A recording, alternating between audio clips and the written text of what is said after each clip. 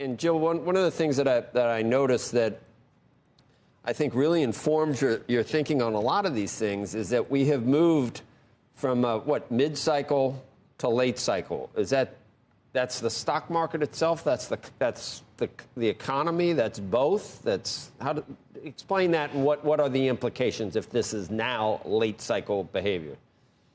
Sure. Thanks for having me. And, one of the macro indicators we track is what we call our U.S. regime indicator. So trying to figure out, where we are in the cycle based on an amalgamation of macro inputs, early, mid, late downturn. And we've been in a mid-cycle environment for the majority of this year. And typically mid-cycle is a phase where you tend to see value stocks work. You tend to see small caps beat large caps.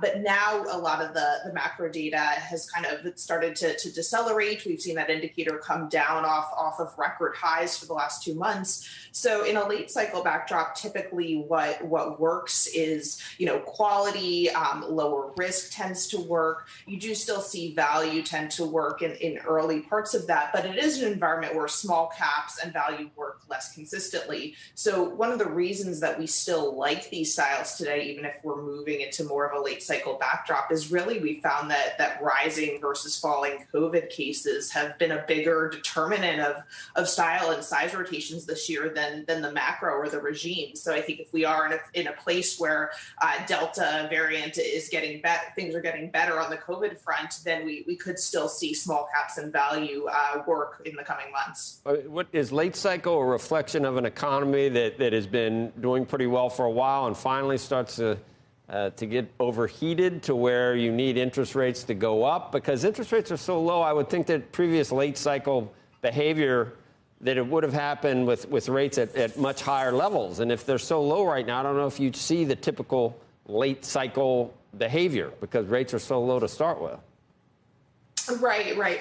Yeah, I think, this has been an environment where some of the phases haven't been the length they typically are. We've been in sort of an unprecedented market environment in terms of liquidity. So liquidity has been a bigger driver of the market than you typically have seen for most of the last decade. And, we're not expecting imminent tightening. We do expect the Fed to announce a taper in November. And, we do expect eventually the Fed will tighten. But, rates are still at relatively low levels, but rising. And so in that environment, given the fact that, we're in this backdrop of low but rising rates, late cycle, what do you want to buy? I think inflation protected yield. So investments that still offer, a healthy dividend, but one that can actually grow that dividend as interest rates rise, and sectors that are more insulated from inflation remaining high. So areas like energy, financials, we think look well positioned. And then,